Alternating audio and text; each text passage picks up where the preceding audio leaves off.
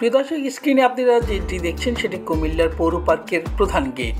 আর আমি আজকে আপনাদেরকে সেখানে নিয়ে এসেছি একটি দারুণ জিনিস দেখাবো বলে। আর জিনিসটি হচ্ছে কুমিল্লার জাদুঘর। পাশাপাশি এই কুমিল্লার জাদুঘরের পেছনে নাজবুল আবেদিন নামে একজন ভদ্রলোকের গল্প বলবো আপনাদের।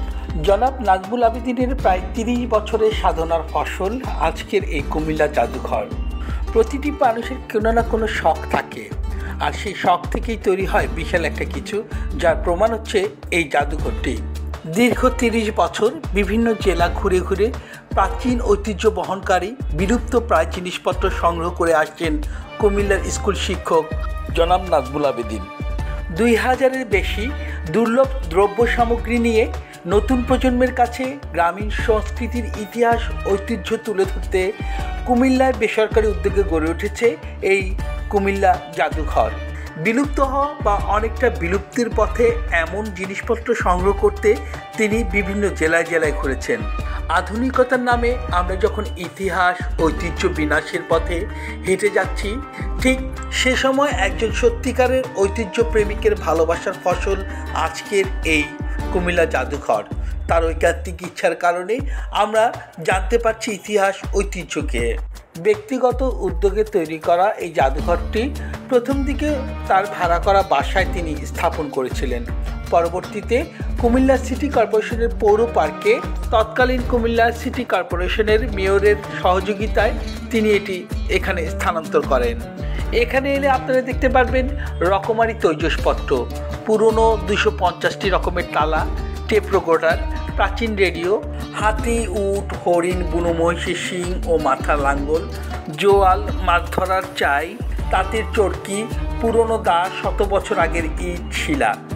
আরও রয়েছে ঢেকি, সুপারি কাটার ছোট্টা, লাউয়ের ডুগডুগি, বিভিন্ন খনিজ সম্পদ, পাথর, পাললিক শিলা, হুক্কা, ঘোড়ার চামড়ার আসন, নান চাকু, খড়ম, হারিকেন, 32 কেজি ওজনের প্রাচীন ফ্যান, হ্যাজাক লাইট, বিভিন্ন পশু পাখির হাড়, প্রাচীন বাটখারা, লোহার পাল্লা, বাবুই পাখির বাসা, 100 দেশের প্রাচীন মুদ্রা, মিশরের কাঠের ভাস্কর্য, পিতলের বদনা, চেরাক, রূপার মুদ্রা, টেলিফোন, প্রাচীন ঘড়ি, প্রাচীন ছুরি, জায়গা মাপার লোহার শিকল, বেয়ারিংয়ের গাড়ি, বাংলা সিনেমার প্রাচীন রিল, তালের নৌকা, পালকি, কলের গানের যন্ত্রপাতির মতো বিলুপ্ত সরঞ্জাম।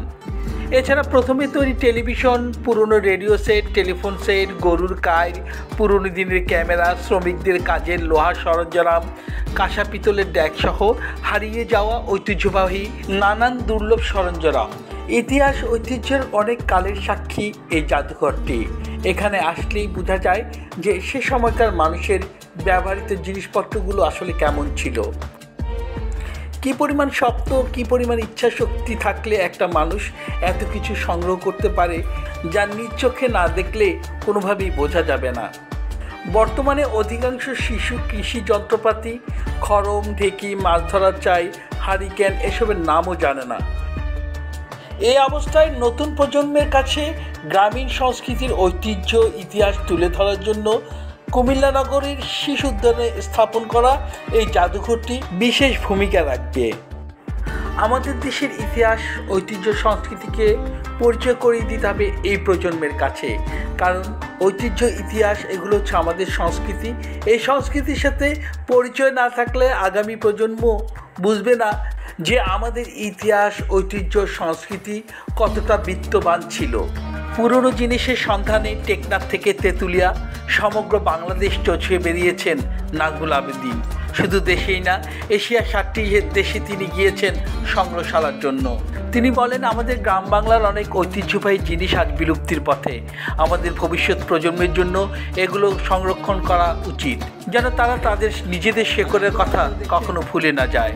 কুমিল্লা জিলা স্কুলের আলিবাবা খ্যাত শিক্ষক জনাব নাজবুল আবেদিন স্যার কুমিল্লা জাদুঘর প্রতিষ্ঠা করে কুমিল্লাকে করেছে গর্বিত। তার এই অনন্য সাধনার ফসল কুমিল্লা জাদুঘর কুমিল্লার এই প্রজন্মকে ইতিহাস, ঐতিহ্য, সংস্কৃতি সম্বন্ধে জোরালো ধারণা দেবে। দর্শনার্থীদের জন্য প্রতিদিন সকাল 9টা থেকে রাত্র 8টা পর্যন্ত এই জাদুঘরটি খোলা থাকে। আপনারা যারা পৌর পার্কে যাবেন, আপনাদের সন্তানদেরকে নিয়ে ঘুরিয়ে দেখিয়ে আনবেন কুমিল্লার ইতিহাস ঐতিহ্যের এই কুমিল্লা জাদুঘরটি। সেই সাথে কৃতজ্ঞতা প্রকাশ করছি নাজমুল আবেদিন স্যারের কাছে তার এই অনবদ্য সৃষ্টির জন্য। গানের শহর, শিল্পের শহর, ঐতিহ্যের শহর আমাদের কুমিল্লা। আর কুমিল্লার পৌর পার্কে এই ঐতিহ্য জাদুঘরটি যে কোনো মানুষের মন কাড়বে। এখানে এমন অনেক কিছু সংগ্রহ আছে যেগুলো এখন অনেকে চেনেন না বা এই প্রজন্মের অনেকেই চেনেন না। প্রিয় দর্শক, আপনাদের যদি কখনো সুযোগ হয় তাহলে অবশ্যই এই সংগ্রহশালাটি দেখে যাবেন। আজ এ পর্যন্ত, আপনাদের সাথে আমার আবারও কথা হবে অন্য কোনো জায়গায়। ততক্ষণ পর্যন্ত ভালো থাকুন, সুন্দর থাকুন, সুস্থ থাকুন। আসসালামু আলাইকুম।